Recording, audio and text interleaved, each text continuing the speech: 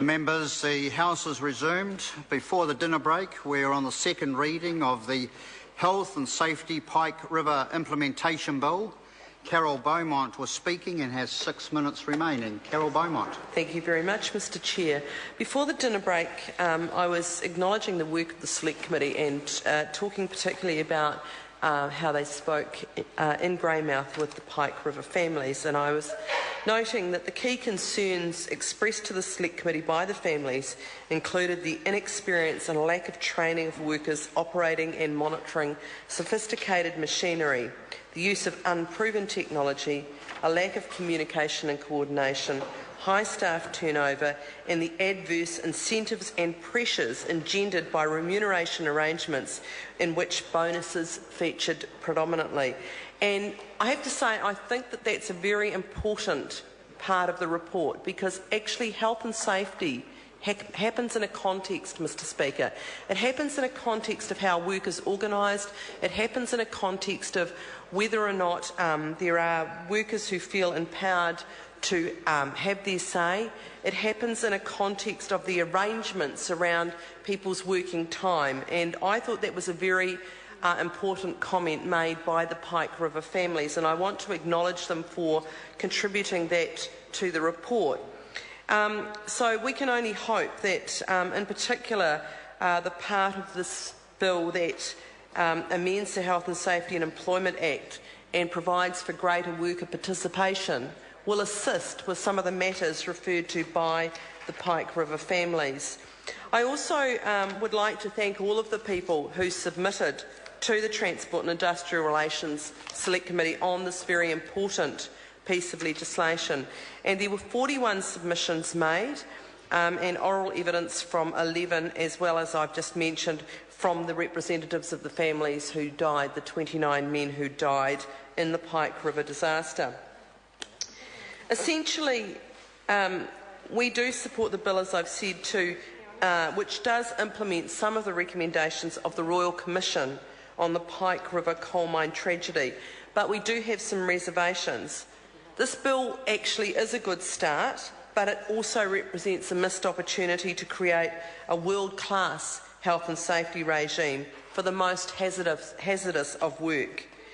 And in particular, we were concerned that the provisions of the bill that talk about setting up the board of WorkSafe New Zealand in Part 1 of this bill, WorkSafe New Zealand, that the board actually doesn't necessarily capture the empowered tripartite arrangements that we would have liked to have seen, and that is actually what world-class health and safety requires. It does require people who represent the voice of government and government agencies, of employees and employers.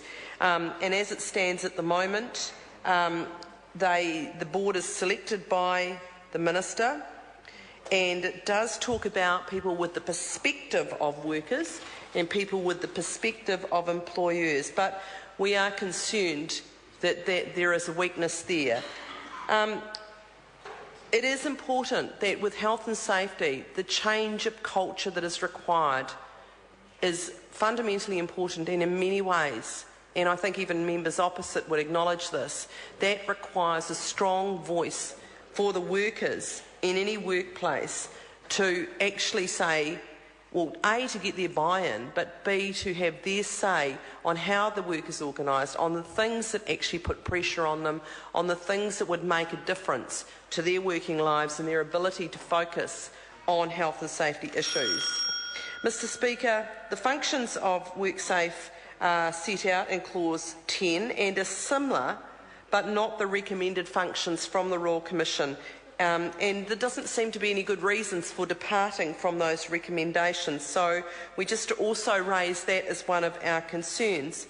Now, Part 2 of the bill is a very important part around worker representation, and what we're concerned about is why there has been a narrowing of this part. Why is it that instead of all of the original industries that were covered. It has been narrowed specifically to underground mining, and we are concerned about that, and it seems inappropriate and misses the point about what happened at Pike River, and we certainly don't think that that should have been narrowed in that way.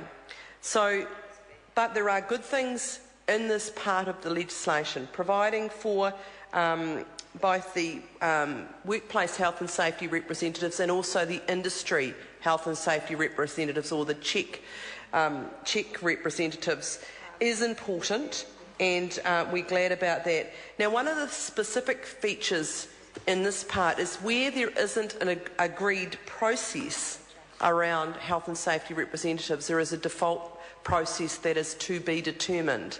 So at the moment that is unknown, and we are certainly concerned that that is a useful and meaningful process.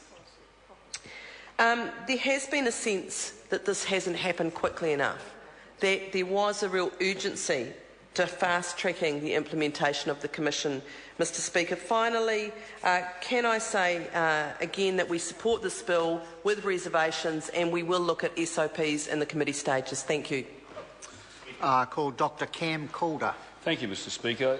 I rise to speak on the Health and Safety Pike River Implementation Bill, and I want to acknowledge the contribution